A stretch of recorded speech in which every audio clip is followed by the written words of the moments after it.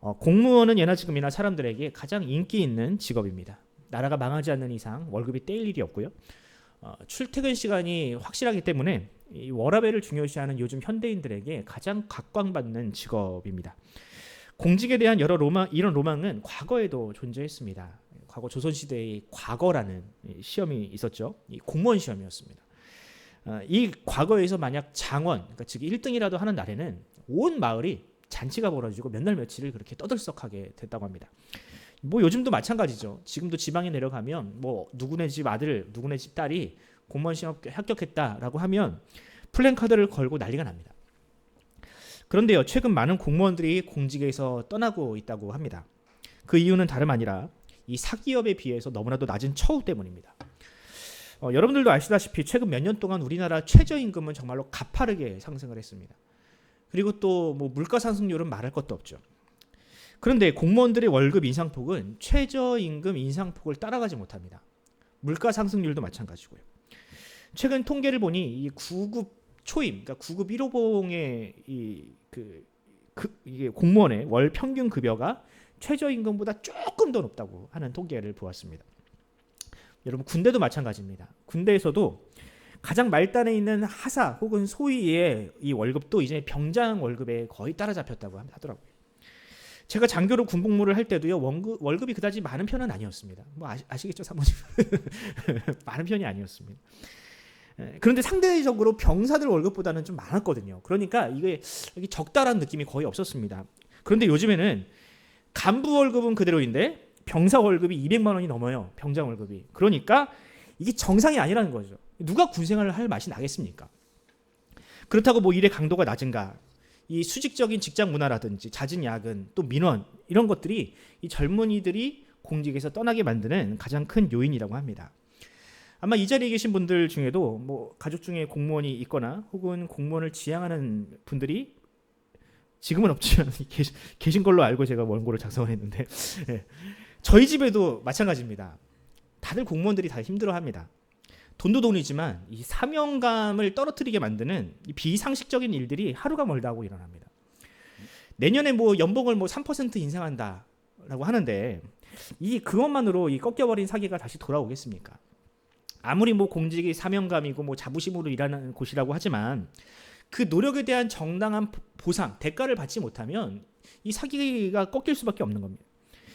저는 신앙생활도 그와 비슷하다라고 생각을 합니다. 아무리 신앙생활의 목적이 하나님께 영광이고 사람에게 보여지는 것이 아니라 하나님께 보여주는 이런 삶, 이걸 지향한다고 하지만 이 자신의 선이라든지 자신의 열정 이런 것들을 오히려 이 왜곡하고 또 이용해 먹으려는 사람이 곁에 있으면 그 열정은 금방 사그라들 수밖에 없습니다. 그럼 우리 하나님은 과연 어떠실까? 하나님은 전능하신 분이니 우리가 뭐 죄를 짓든 하나님을 몰라주든 하나님은 뭐 아무렇지도 않으신 분일까요? 뭐 실망 따위는 하지도 않는 분일까요? 우리가 회개하지도 않고 또 감사하지도 않고 오히려 하나님을 업신여기며 죄를 밥 먹듯이 지어도 하나님은 똑같은 사랑으로 우리를 대하셔야만 하는 그런 분일까요? 그렇지 않습니다. 우리 하나님은 AI가 아닙니다. 뭐 돈만 넣으면 그냥 원하는 것을 내어주는 그런 자판기도 아닙니다. 하나님은 인격적이신 분이며 우리의 행동과 말에 반응하시는 분입니다. 오늘 본문은 그런 하나님을 우리에게 보여줍니다. 자신의 백성들을 위해서 무한한 사랑과 은혜를 베푸시는 분이시지만 이 합당한 반응이 돌아오지 않음으로 인하여 슬퍼하시는 그 하나님을 오늘 본문은 보여주고 있습니다. 오늘은 본문을 통해서 하나님은 과연 자기 백성에게 어떤 은혜를 베푸시며 또한 그 은혜가 과연 은혜에 대해서 과연 우리가 어떻게 반응을 해야 하는지 한번 살펴보도록 하겠습니다. 먼저 오늘 본문이 기록된 이 스가랴서가 또 누구에게 또 어떤 상황에서 기록되었는지 한번 살펴봅시다. 아마 많은 분들이 이 스가랴서에 대해서 어떤 배경에서 이 본문이 쓰여졌는지를 잘 모르실 거예요. 왜냐하면 이 구약에 있는 뭐 모세오경이라든지 신약에 있는 성경들만큼 이 본문이 설교에서 다뤄지지 않기 때문에 그렇습니다. 설교자 입장에서도요, 이 스가랴서를 설교하는 것이 영 불편해요. 왜냐하면 자료도 많이 없고 또 본문들을 보면은 여러분들이 읽어보시면 알겠지만 온갖 환상들이 가득합니다. 그래서 까다롭습니다. 그래서 기껏해야 메시아에 대한 예언 정도만 다른 본문을 이야기할 때 좀 인용될 뿐이죠. 저 역시 공동체 성경 읽기 스케줄이 없었다면 굳이 제가 이 스가랴서를 설교했을까 생각을 해보게 되더라고요. 어쨌든 이 스가랴서는 그 서론에서 그 집필 시기를 정확하게 명시하고 있습니다. 스가랴서 1장 1절을 한번 같이 읽어볼까요? 1절입니다. 같이 시작. 다리오 왕 제2년 8째 달에 여호와의 말씀이 이도의 손자 베레기야의 아들 선지자 스가랴에게 임하니라 이르시되, 여기 보면 스가랴가 다리오 왕 그 제2년, 다리오 왕이 2년 차 때에 기록되었다라고 합니다. 여러분, 이 시기는요, 에스라와 느헤미야 그러니까 느헤미야의 때가 활동했던 때와 정확하게 일치를 합니다. 이때 유대인들은 정말 청혼의 꿈을 안고 우리가 한번 예루살렘을 다시 한번 회복시켜 보자, 하나님의 말씀을 다시 한번 이 땅 가운데 세워보자라고 청혼의 꿈을 안고 예루살렘으로 돌아왔지만 이방인들의 방해로 인해서 뭐 성전 공사라든지 뭐 성벽 공사가 다 무산되던 그런 암울한 시기를 보내고 있었습니다. 이런 유대인들에게 하나님은 선지자를 보내시는데 학계 스가랴 선지자를 보내셔서 그들을 독려하십니다. 그리고 이 장차 이루어질 일들을 미리 보여주심으로 말미암아 그들의 수고가 헛되지 않음을, 그들이 다시금 힘과 용기를 얻을 수 있도록 말씀으로 용기를 불어넣으십니다. 이때 스가랴는 특별히 학계 선지와는 다르게 환상, 또 구체적으로는 메시아에 대한 예언을 굉장히 많이 합니다. 여러분, 사람이 아무리 현실이 고달프더라도 반드시 이 고생이 끝나고 나면 좋은 날이 온다, 밝은 내일이 보장되어 있다라고 하면 현재의 고난을 이겨낼 수 있는 존재가 바로 사람입니다. 그런 의미에서 이 포로 후기 유대인들에게 메시아와 관련된 예언은 굉장히 중요한 큰 힘과 위로를 주는 메시지였을 겁니다. 물론 스가랴가 선포한 이 메시아에 대한 예언은 그냥 무작정 사람을 위로하기만을 위한 위로하는 그런 메시지는 아니었습니다. 그러니까 스가랴는 과거 그들의 조상들이 지었던 죄들, 그 죄악들이 여전히 해결되지 않고 있으며 장차 오실 메시아 역시 그 죄로 말미암아 핍박과 고난과 죽음을 당할 것이다 라고 예언을 했습니다. 그러므로 지금 당장 우리가 이 죄를 해결하지 않으면 메시아의 때에서도 이 죄가 해결되지 않는다. 그러니까 우리가 지금 이 순간 이 죄를 우리가 해결해야 된다라고 강력하게 촉구를 했습니다. 그럼 이 스가랴가 외치는 이스라엘의 죄, 역사적으로 계속해서 반복되며 지금 우리에게도 여전히 해결되지 않은 죄들은 과연 어떤 것들이 있을까? 오늘 본문은 그 첫 번째 죄로 이웃을 사랑하지 않는 죄를 이야기를 합니다. 이웃을 사랑하지 않는 죄. 5절 말씀을 한번 같이 읽어볼까요? 4절입니다. 4절 말씀을 한번 읽어볼까요? 시작. 여호와 나의 하나님이 이르시되 너는 잡혀 죽을 양떼를 먹이라. 여기 보면 다른 선지서에는 잘 나오지 않는 표현이 나옵니다. 독특한, 이스라엘을 칭하는 독특한 칭호가 나오죠. 뭡니까? 바로 잡혀 죽을 양떼라고 합니다. 성경, 특히 구약 성경을 보면 이스라엘 백성들을 이를 때 양이라는 표현이 많이 나오죠. 하나님은 목자이시고. 근데 아무리 그래도요, 이스라엘을 잡혀 죽을 양떼라고 표현하는 본문은 없습니다. 그만큼 이스라엘 백성들이 처지가 지금 공궁하고 비참하다라는 뜻이겠죠. 이스라엘은 처음부터 그랬습니다. 그들은 처음부터 비참했습니다. 그들은 처음부터 애굽의 그 400년의 노예 생활을 했고요. 또 40년 동안이나 광야에서 방황을 했으며 처절한 사투와 전쟁을 치른 끝에 가나안 땅에 간신히 정착했던 민족이 바로 이스라엘입니다. 물론 그 이후에도 끊임없이 외세의 침략으로 인해서 고통을 받았습니다. 하지만 그런 위기 때마다 하나님은 사사라든지 또 다윗과 같은 위대한 왕을 통해서 그 백성들을 구원하셨습니다.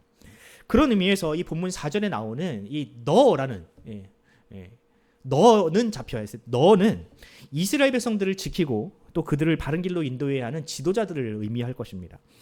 그런데 이 지도자들은 과연 하나님의 말씀대로 그 사명을 완수했는가? 아니요, 그 지도자들은 백성들을 자신의 사리사욕으로 이용할 뿐이었습니다. 그들은 동족을 노예로 삼지 말라는 이 하나님의 계명을 어기고 사람을 돈으로 서급하는, 특히 자신의 동족을 이 돈으로 사고파는 그런 파렴치한 죄를 저지르게 됩니다. 본문 5절을 한번 봅시다. 5절을 한번 같이 읽어보겠습니다. 시작.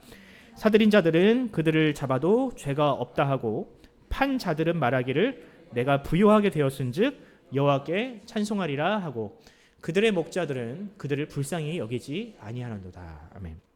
여기 보면 형제를 노예로 산 사람이 뭐라고 합니까? 나는 합당한 대가를 주고 나 샀으니 나는 문제가 없다.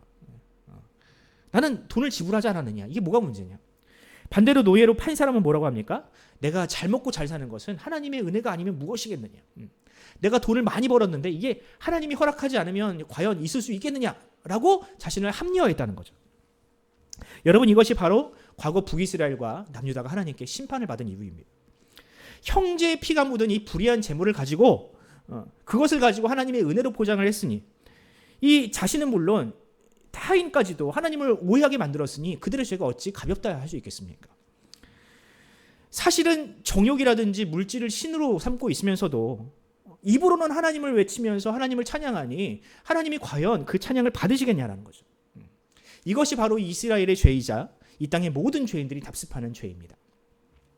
여러분, 오늘날도 마찬가지입니다. 많은 현대인들이 이런 말을 자랑스럽게 떠벌립니다. 끝이 좋으면 모든 것이 좋은 것이다. 돈을 버는 과정보다는 결과적으로 돈을 벌었다는 사실을 중요시하고 성공을 하면 모든 것이 다 용서될 것처럼 생각을 합니다. 소위 사회 주도층이라 불리는 정치인들이라든지 재벌들 보십시오. 몸소 보여주고 계시잖아요. 정치인들은 선거철만 되면 사람들 앞에 굽실굽실하면서 한 표를 달라고 이야기를 합니다. 그리고 온갖 공수표를 남발을 하죠. 국민이 뭐 종이 되겠다느니 뭐 한 번만 봐달라더니 뭐 용서해달라더니 이제는 뭐 여당이고 야당일 거 할 거 없이 다 무릎을 꿇고 절을 해요. 그러다 선거가 끝나면 어떻습니까? 태도가 싹 돌변합니다. 그리고 온갖 불법을 저질러도 온갖 법기술을 동원해가면서 빠져나갑니다. 서민들은 반대로 어떻습니까? 마트에서 배가 고파서 물건 하나 훔쳐도요, 정말 가혹하게 처벌을 받는 것이 이 나라입니다. 여러분, 이런 공정하지 못한 세상을 살아야 하는 사람들에게 과연 어떻게 윤리와 도덕을 가르칠 수 있겠습니까? 뉴스를 보면 정의롭지 못한 사람들이 저렇게 떵떵거리며 살고 있는데 어떻게 우리 아이들에게 준법을 이야기할 수 있으며 공정을 지키라고, 법을 지키라고 이야기할 수 있겠습니까? 주가를 조작하고 수십억을 해먹어도 횡령을 해도 경제사범으로 잠깐 들어갔다 나오면 평생 먹고 살 만한 돈이 생기는데 어떻게 이것을 하지 않을 수가 있겠습니까? 사회가 이것을 용인하고 있는데 이 사회가 어떻게 건강한 사회가 될 수 있겠습니까? 여러분, 법이 제대로 집행되지 않는 사회는 몰락할 수밖에 없습니다. 하나님의 말씀과 율법을 어긴 이스라엘이 그 길을 걸었기 때문에 멸망을 한 겁니다. 그리고 제가 볼 때는 우리나라도 지금 그 길 위에 올라서 있습니다. 여러분, 교회는 다릅니까? 교회는 사회가 이 자정작용을 하지 못할 때 그것을 지키라고 하나님께서 최후의 보루로 심어 놓으신 일종의 하늘나라, 천국의 지경정과 같은 곳입니다. 하지만 오늘날 교회는 세상을 향해서 선지자적인 목소리를 내기는커녕 오히려 세상이 추구하는 성공 방정식, 그 성공의 방정식을 그대로 따라가고 있습니다. 그리고 그때는 뭐라고 하느냐? 하나님이 다 하셨습니다. 하나님이 다 하셨습니다. 언제 하나님이 그러셨습니까? 언제 하나님께서 그 성공과 그 거짓을 쫓아가라고 말씀을 하셨습니까? 사랑하는 성도 여러분, 하나님은 우리의 목자가 되십니다. 여러분들 이 사실을 믿으시죠? 동시에 하나님은 우리에게도 작은 목자가 되라고 하십니다. 아직 하나님을 알지 못하는 이들, 또 믿음이 있다 하지만 아직 그것이 연약해서 무엇이 하나님의 뜻이며 무엇이 하나님께서 원하시는 길인지를 잘 모르는 사람들, 그 분별하지 못하는 사람들을 바른 길로 인도하라고 바로 우리를 부르셨습니다. 여러분, 비단 이것이 목사들만의 책임은 아닙니다. 이 땅의 모든 성도들이 그 책임을 가지고 있습니다. 여러분들의 집에 있는 이 어린 자녀들을 비롯해서 지금 여러분들이 사회생활을 하면서 여러분들을 보고 있는 사람들, 다 그들이 하나님께서 여러분들에게 맡기신 양떼들입니다. 여러분들은 과연 그 양떼들에게 과연 어떤 꼴을 먹이고 계십니까? 그들을 살리기 위해서 어떤 노력을 하고 계십니까? 우리가 우리의 책임을 다하지 못하면 양들은 배가 고파서 세상이 주는 불량식품을 먹을 수밖에 없습니다. 돈과 성공과 가짜 행복을 위해서 그 영혼을 내어줄 수밖에 없습니다. 그러므로 이 우리를 바라보는 우리 양떼들, 그 양떼들에게 좋은 것을 먹이는 그런 목자가 되기를 바랍니다. 세상이 아무리 변하고 불의와 타협하고 이기적으로 변해도요, 우리는 변함없는 하나님의 말씀을 믿지 않습니까? 세상이 아무리 가치가 변하고 아무리 모름지에 빠져도요, 우리는 하나님의 말씀이라는 진리 위에 굳건히 서야만 합니다. 여러분, 예수님께서 베드로에게 맡기신 마지막 명령이 무엇입니까? 내 양을 먹이라, 내 양을 치라 아니었습니까? 마찬가지로 우리도 목자의 마음으로 살아갑시다. 저는 요즘 그런 생각을 합니다. 우리가 적극적으로 무언가를 하지 않아도요. 시편 1편 말씀을 보면 악인들의 꾀를 따르지 않는 것, 죄인의 길에 서지 않는 것, 그 자체만으로도 복음이 될 수 있겠구나. 이 시대는. 그런 생각을 해보게 됩니다. 바라기는 저와 여러분의 삶 자체가 우리 양떼들에게 좋은 꼴이 되는, 좋은 먹이가 되는 그런 하나님의 복음이 살아있는 그런 삶을 우리가 지키기를 간절히 소원합니다. 두 번째로 이 세상이 답습하는 두 번째 죄는 바로 은총과 연합을 깨트린 죄입니다. 본문 7절을 한번 같이 읽어보도록 하겠습니다. 7절입니다. 시작. 내가 잡혀 죽을 양떼를 먹이니 양들이라. 내가 막대기 둘을 취하여 하나는 은총이라 하며 하나는 연합이라 하고 양떼를 먹일세. 거짓 목자들이 양떼에게 거짓과 우상숭배라는 나쁜 것을 먹일 때 하나님은 이 가련한 양들을 취하셔서 그들에게 좋은 것을 먹이십니다. 그리고 막대기 두 개를 준비하시는데 본문은 이 막대기 두 개에 은총과 연합이라는 이름을 붙입니다. 그런데 여러분, 이 말씀을 묵상을 하면서 이 두 막대기 연상을 하면 성경에 어떤 유명한 한 본문이 생각나지 않으십니까? 저는 본문을 묵상하면서 시편 23편이 떠오르더라고요. 4절. 내가 사망의 음침한 골짜기를 걸을지라도 해를 두려워하지 않는 것은 주께서 나와 함께 하심이라. 주의 지팡이와 막대기가 나를 안위하시나이다. 이 말씀이 떠오르더라고요. 아마 당시에도 다윗의 이 시는 이 많은 선지자들에게 영감을 준 모양입니다. 스가랴 역시 마찬가지로 이 목자가 들고 있는 이 두 막대기를 은총이라는 이름으로 또 하나는 연합이라는 이름으로 지었죠. 그럼 여러분, 은총이는 과연 무엇인가? 은총. 요즘에는 잘 쓰지 않는 표현이에요. 요즘은 우리는 은혜라는 말을 더 많이 쓰죠. 어쨌든 이 은총, 은혜는 과연 무엇인가? 9절 말씀을 보면 이 은총과 은혜가 무엇인지가 정확하게 나옵니다. 한번 같이 읽어볼까요? 같이 시작. 내가 이르되 내가 너희를 먹이지 아니하리라. 죽는 자는 죽는 대로, 망하는 자는 망하는 대로, 나머지는 서로 살을 먹는 대로 두리라 하고. 이것이 바로 은총이 사라진 세상, 은총이 사라진 나라가 일어날 일입니다. 은총은요, 죽는 자를 죽는 대로 내버려 두지 않는 것이 은총입니다. 은총은요, 망하는 자를 망하도록 내버려 두지 않는 것이 은총입니다. 서로가 살을 먹지 않도록 그 나라에 먹을 것이 풍요롭게 넉넉하게 만드는 것이 바로 하나님의 은총입니다. 이 은총은 바로 과거 시내산에서 맺으신 하나님과 이스라엘 백성들의 언약의 결과물이었습니다. 그 언약이 복잡한 것이 아닙니다. 하나님은 이스라엘의 목자가 되시고 보호자가 되셔서 그들을 지켜주시고, 하나님의 백성들은 하나님을 섬김으로, 그가 주신 율법을 지킴으로 하나님을 섬기는 것, 이것이 이 언약의 핵심이었습니다. 그런데 이스라엘이 이 언약을 깨트려버린 겁니다. 그럼 여러분, 나머지 이 연합이라는 막대기는 과연 무엇인가? 또 14절을 보면 이 연합이라는 막대기가 과연 무엇인지가 정확하게 나옵니다. 14절을 한번 같이 읽어보시죠. 같이 시작. 내가 또 연합이라 하는 둘째 막대기를 꺾었으니 이는 유다와 이스라엘 형제의 의리를 끊으려 함이었느니라. 의리. 이 연합은 의리입니다. 의리. 이 연합의 능력을 잃어버린 이스라엘은 형제들의 의리가 사라져 버렸습니다. 예전에는 이 사사시대까지만 하더라도 어디가 침략을 받았다 그러면 온 이스라엘 지파들이 다 달려와가지고 그들을 도왔어요. 그런 의좋은 형제였습니다. 하지만 이제 어떻게 됐습니까? 이제는 서로 적대국이 돼서 나라가 망하고 나라가 비참해지면 반대쪽에서 박수를 치는 상황이 되어버렸습니다. 그리고 오히려 상대방을 망하게 하는 것이 지상 목표가 되어버렸습니다. 여러분, 어쩌다가 한 형제가 이렇게까지 망가져 버렸을까요? 어떻게 죽이지 못해서 안달이 납니까? 이게 솔로몬이라든지 르호보암의 정치적인 실패냐? 그렇지 않습니다. 여러분, 그들의 연합이 깨어진 이유는요, 하나님의 언약을 깨트린 결과입니다. 하나님께서 이웃사랑을 명령하시고 형제사랑을 명령하셨는데, 이것을 잘 지킬 때는, 이것을 하나님의 말씀을 잘 순종할 때는 서로를 아끼고 사랑을 했지만, 이제 그 연합이라는 막대기가 꺾어지니 이제는 서로를 사랑하지 않게 된 것입니다. 사랑하는 성도 여러분, 이처럼 은총과 연합, 다른 말로 말하면 이제 은혜와 사랑이겠죠. 저는 이것을 은혜와 사랑이라고 표현하고 싶어요. 이 은혜와 사랑은 하나님께서 그 백성을 돌보고 계신다는 가장 확실한 증거입니다.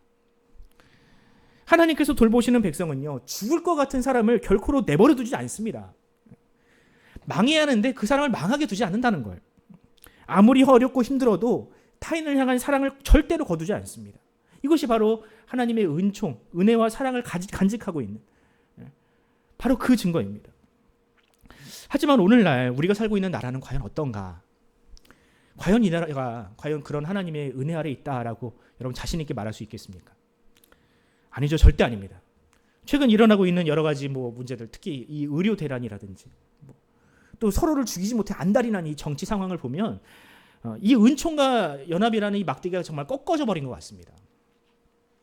여러분, 의료인들은 한때 이 코로나 때만 하더라도 정말 존경과 사랑을 받았습니다. 그들은 정말 우리를 위해서 정말 헌신을 했어요.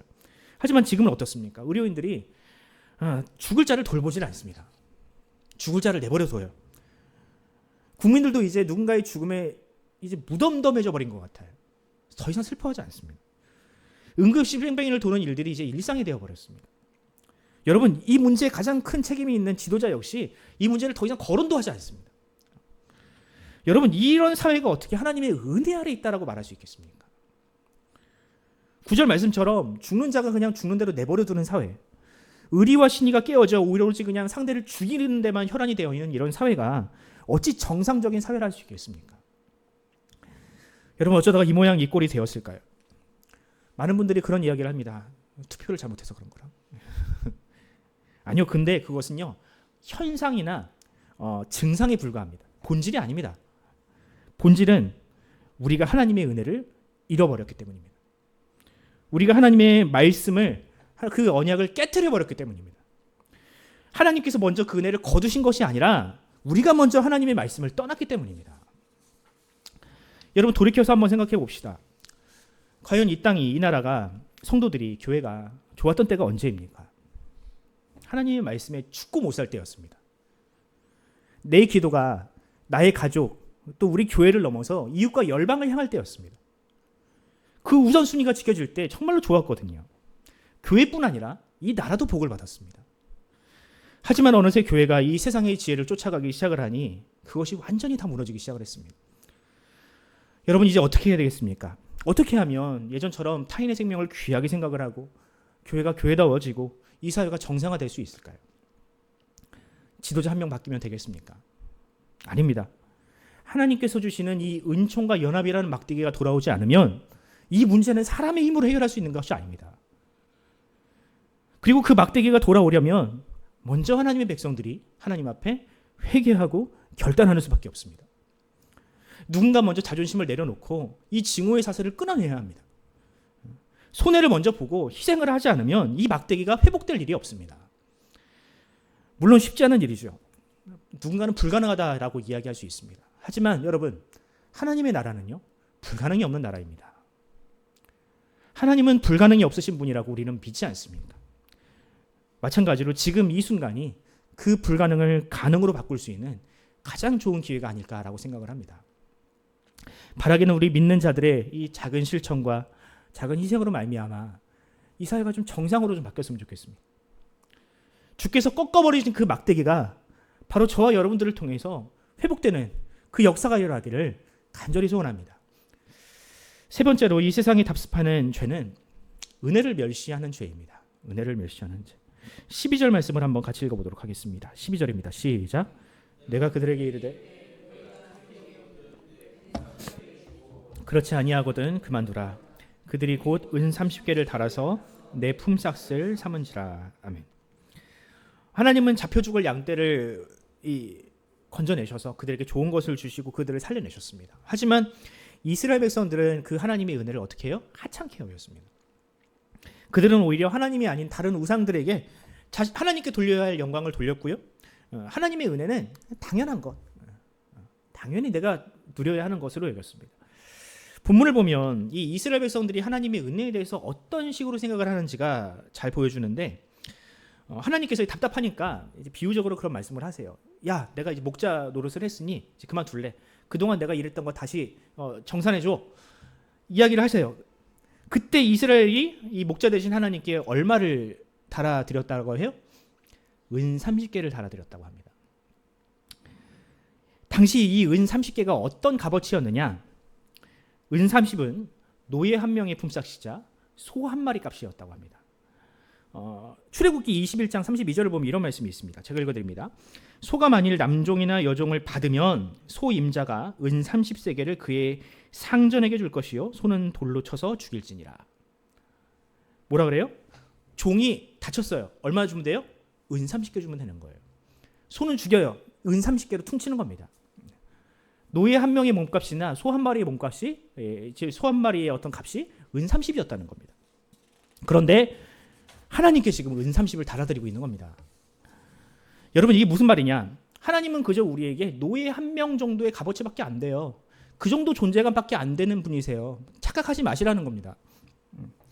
여러분 당시 유대 총독이었던 느헤미야가 유대인들에게 얼마를 받았는지 아십니까? 하루 이게 총독의 어떤 그 생활비죠. 생활비로 은 40을 받았습니다. 하루에. 수천 년 동안 이스라엘을 지키시고 보호하신 하나님께 근데 얼마를 드려요? 총독 한 사람의 그 생활비도 안 되는 은 30을 달아드리는 겁니다.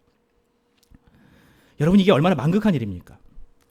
이처럼 그들은 하나님의 은혜와 수고를 무가치하다 여기다 못해 멸시하고 조롱했습니다. 당신이 우리에게 해준 게 뭐가 있냐는 거죠.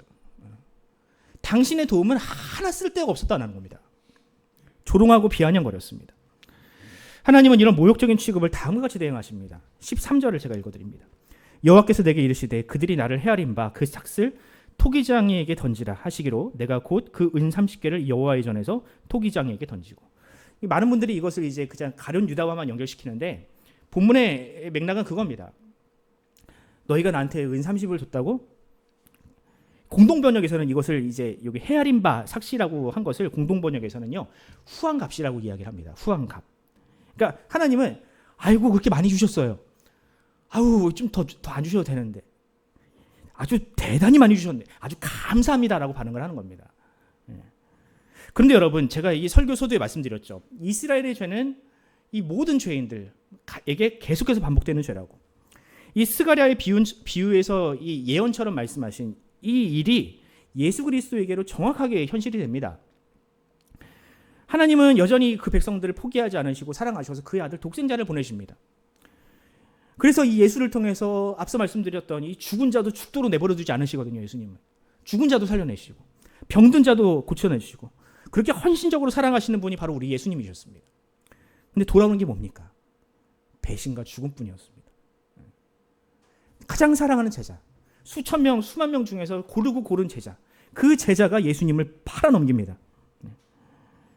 과거 하나님을 대하던 이 이스라엘의 비아냥과 이 조롱이 예수님에게도 그대로 돌아온 겁니다.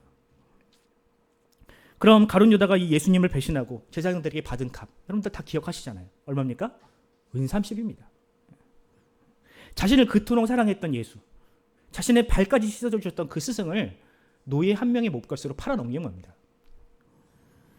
그런데 여러분, 과거 이스라엘이 지었던 이 죄, 가룟 유다처럼 하나님의 은혜를 엿바꿔 먹었던 이 죄가 과연 우리로부터, 그러니까 우리도 역시 마찬가지로 그 죄로부터 자유롭다 말할 수 있겠는가? 하나님은 우리를 언제나 변함없는 사랑으로 대하시고 우리에게 은혜를 주셨는데 한 번도 우리를 배신한 적이 없으신데 과연 우리는 하나님을 어떻게 그 은혜에 합당한 대가를 지불하고 있는가? 물론 여러분, 하나님의 은혜를 돈으로 환산할 수는 없습니다. 하나님도 뭐 돈 받겠다고 그렇게 하시는 것은 아니니까요. 여러분, 그렇다고 우리가 그것을 갚을 수 없다고 우리 안에 감사마저 없어서는 안 될 일 아니겠습니까? 그럼에도 우리는 하나님의 영원한 사랑을 그저 이 세상에서 반짝하고 사라질 만한, 잠깐 그냥 눈에 반짝하는, 유행 지나면 사라질 법한 그런 것들로 바꾸고 있습니다. 하나님의 사랑으로는 충분하지 않고요. 저는 다른 거 원해요. 저에게 다른 거 주세요라고 우리는 하나님께 대놓고 요구하고 있습니다. 많겠지만 자녀의 예를 한번 들어봅시다. 여러분, 자녀를 위해서 기도하실 때 많은 분들이 좋은 대학, 좋은 직장, 좋은 배우자를 만나게 해달라고 기도하시잖아요. 그런데 여러분들, 그 자녀가 지금 예수 믿고 있습니까?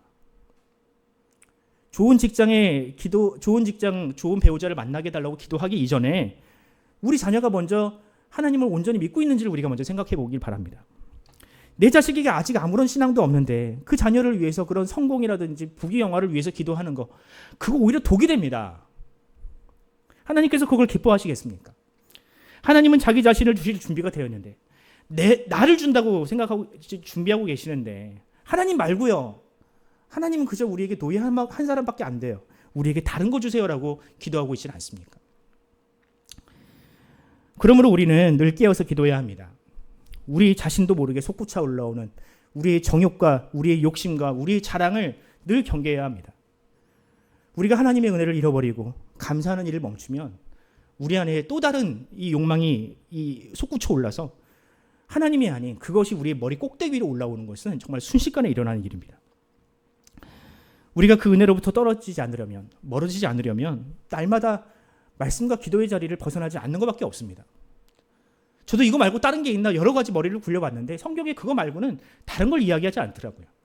좀 더 획기적이고 좀 더 확실한 방법이 있었으면 좋겠는데 그거 말고는 없더라고요. 여러분, 그 말씀과 기도의 자리 미련해 보이지만 그것만이 나를 지키는 일이며 그것만이 하나님의 은혜로부터 우리를 벗어나지 않게 만드는 가장 중요한, 가장 영향력 있는 그런 수단임을 여러분들 잊지 마시기 바랍니다. 바라기는 그 은혜의 자리, 말씀과 기도의 자리를 떠나지 않는, 그래서 그 기도의 말씀의 자리가 여러분들의 자녀에게도 계승되는 그런 은혜가 임하기를 간절히 소원합니다. 말씀 읽겠습니다. 얼마 전 아내와 함께 이 아내의 지인, 그러니까 학교 동료 선생님의 그 장례식, 그러니까 그분이 돌아가신 거 아니고 그분의 아버지의 장례식을 다녀올 일이 있었습니다. 거기서 잠시 이야기를 나눈 일이 있었는데 그 와중에 이런 이야기를 듣고 왔습니다. 자녀가 있을 거 아니에요? 그러니까 이제 할아버지가 돌아가신 거예요. 근데 없더라고요. 그런 이야기를 합니다. 자식은 부모만큼 부모를 사랑하지 못하는 것 같아. 내 아버지가 돌아가셔서 슬프기도 하지만 행여 내 장례 일정 때문에 내 자식이 이 시험 기간인데 시험을 망칠까봐 그게 두렵더라. 그래서 아이들에게 이 입관이라든지 반인이라든지 중요한 이 과정에 절차에만 참여를 하고 나머지 시간은 가서 공부를 하라고 이렇게 집에 들여보냈다라는 겁니다. 나도 그러면 안 되는 걸 알면서도 그게 어쩔 수 없더라라고 이야기를 하시더라고요. 여러분이라면 어떻게 하실 것 같아요? 아내랑 얘기하다가 우리 아내도 그러더라고요. 나도 그럴 것 같아. 여러분, 만약에 여러분들의 부모님이 돌아가셨는데 하필 그때 자녀들의 중간고사, 기말고사 시험 기간이라면 여러분들은 어떻게 하시겠습니까? 저도 장례식을 꽤 많이 다니는 편 아닙니까? 제 일이 그거기도 하고. 근데 생각을 해보니까 그래요. 장례식에 가면 어른들만 있지 애들은 없어요. 거의 없어요. 그때는 그냥 그런가 보다 하고 넘어갔는데 뭐 애들이 있어봤자 뭐 도움도 안 되니까. 근데 생각해보니까 부모들이 다 들여보낸 겁니다. 뭐 너 장례식에 있어봤자 큰 도움도 안 되니까 네 손님 오는 것도 아니잖아. 그러니까 너 들어가서 공부해라고 하셨겠죠. 그러니까 아무리 부모를 자녀들이 사랑한다고 하여도 이 부모만큼 자녀를 사랑하지는 못하는 어떤 그런 겁니다. 여러분, 저 역시 두 딸을 둔 아비로서 내가 자녀를 이렇게까지도 사랑할 수 있구나라는 사실에 깜짝깜짝 놀랄 때가 있습니다. 나도 그렇게 사랑할 줄 아는 사람이구나. 왜 어른들이 눈에 넣어도 아프지 않은 내 새끼라고 표현하는지 그 이유를 알 것 같더라고요. 하지만 동시에 내 자녀가 내 사랑을 몰라주거나 그 사랑에 부응하지 못하면 가슴이 미어지는 그런 경험을 가끔 하곤 합니다.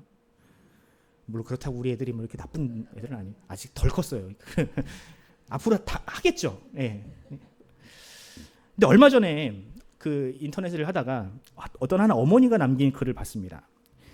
그 자녀가 이제 공부를 지지를 안 하니까 잔소리를 좀 했대요. 어떻게 잔소리를 했느냐? 야, 너한테 들어가는 한 달 학원비가 얼마인 줄 알아? 보통 우리가 그런 말 많이 하잖아요. 공부 안 하면. 근데 이 자녀가 이렇게 대답을 했더라고요. 친구 중에 엄마가 집에서 노는 집은 우리 집밖에 없어. 다른 친구들은 학원도 다니고 과외도 한다고 라고 대답을 했다고 합니다. 요즘 애들이 이래요, 여러분. 근데 이 말을 대꾸를 해야 되는데 그 말을 듣는 순간 말문이 턱 막혀버렸대요, 이 어머니가. 그러니까 내가 집에서 노는 게 아닌데, 나도 한때는 잘 나갈 때가 있었고 지금 애를 낳고 너 하나 잘 키워보려고 다니던 직장도 그만두고 그렇게 애를 썼는데 너희 눈에는 그저 내가 노는 것처럼 보였구나. 저 같으면 당장 쫓아냅니다. 네. 근데 엄마의 사랑은 또 그게 아닌가 봐요. 또 다음 날 아무렇지도 않게 밥을 차려가지고 또 학교를 보냈다고 하더라고요. 네. 아마 여러분들도 뭐 이 정도까지는 아니어도 비슷한 경험, 비슷한 상처를 받으신 일이 있을 겁니다. 네. 네. 자녀가 무심코 던진 말 한마디가 비수가 되어서 가슴에 꽂히신 분들이 분명히 있으실 거예요. 피가 철철 나면서도 그 자녀를 향한 끊을 수 없는 사랑 때문에 그 상처를 그저 그냥 감싸 안고 반창고 하나 붙이고 아무렇지 않게 살아가시는 분들이 분명히 있을 겁니다. 근데 여러분 그거 아십니까? 그 자녀들의 작은 말 한마디 상처를 받고 또 작은 변화에 기뻐하는 이유가 뭐냐면 여러분들이 자녀를 사랑하기 때문에 그렇습니다. 여러분 사랑하지 않으면요, 이런 말 들으면 손절하면 그만입니다. 만약에 여러분들이 교회나 어떤 사회에 나가서 그런 이야기를 들었다고 생각을 해보세요. 그 사람 다시 보겠습니까? 당장 손절하죠. 그런데 우리가 자녀를 너무 사랑하기 때문에 그 아무 무의미한 그 말에도 상처를 받고 또 그 상처를 아픔을 느끼면서도 살아내는 겁니다. 여러분 우리 하나님도 마찬가지입니다. 하나님이 자기 백성들에게 거의 환대를 받으신 적이 없어요. 언제나 하나님은 그 백성들에게 배신을 당했고요, 멸시를 당했고요, 외면을 받았습니다. 그때마다 하나님은 화를 내시고 서운해도 하시지만 결국에는 다시금 그 백성을 용서하시고 받아주시는 분입니다. 예수님을 이 땅에 보내실 때 마찬가지였죠. 자기 백성들에게 정말 지극한 헌신을 보여주셨지만 주다 이제는 자기 생명까지 내어주시는 분이 우리 예수님이셨지만 그 백성들은 그것을 감사하지 않았습니다. 환영하고 기뻐하지 않았습니다. 오히려 두들겨 패고 십자가에 못 박아서 하나님을 보라는 듯이 하늘에 그 언덕에다가 십자가에 매달아서 그냥 하나님이 보라는 듯이 매달아 버렸습니다. 물론 하나님도 그렇게 될 거라는 걸 아셨죠. 그렇게 될 수밖에 없다는 것을 아셨습니다. 하지만 어떻게 합니까, 여러분? 알매도 불구하고 그렇게 멸시와 모멸을 받을 것을 알매도 불구하고 멈출 수 없는 것이 바로 하나님의 사랑인 거예요. 늘 배반을 당하면서도 그래도 여전히 하나님이 그 백성을 사랑하는 것이 그 하나님의 사랑이라는 본질입니다. 바로 그 사랑이 저와 여러분을 향하고 있다는 사실을 믿으시기 바랍니다. 사랑하는 이들을 죽어야 하지만 죽도록 내버려두지 못하는 하나님의 사랑, 망해야 마땅한데 망하지 못하도록 내버려 두시는, 망하지 못하도록 지키시는 하나님의 사랑, 바로 그 하나님의 사랑이 우리를 향하고 있습니다. 이웃을 사랑하지 않고 하나님의 은혜를 가볍게 여기면서 오히려 조롱을 당할지라도 하나님은 결코 우리를 포기하지 않으시는 그 사랑으로 우리를 대하고 계십니다. 이제 우리는 그 사랑에 눈물로 반응할 차례입니다. 그 사랑에 삶으로 대답할 차례입니다. 내가 이런 사랑을 받고 있다고, 그 사랑이 나를 향하고 있다고, 그 사랑이 나를 이처럼 바꾸어 놓았다고 세상 앞에 자랑할 차례입니다. 우리 하나님에게는 바로 그런 믿음, 그런 신앙 고백이야말로 가장 좋은 선물입니다. 하나님께. 아까 말씀드렸잖아요. 하나님께는 돈도 필요 없고 아무것도 필요 없다고. 그 자식이 그냥 고맙습니다 말 한마디 하는 것이 우리에게 위로가 되는 것처럼 하나님께도 우리의 신앙 고백, 우리 믿음이 하나님에게 가장 좋은 선물입니다. 우리 하나님이 최고예요. 다른 어떤 것보다 하나님이 최고예요라고 고백하는 것이 하나님께는 가장 큰 선물입니다. 사랑과 감사와 용서가 메마른 이 시대에 우리가 그렇게 하나님의 사랑을 자랑하고 그 하나님의 사랑에 반응하는 저와 여러분이 되기를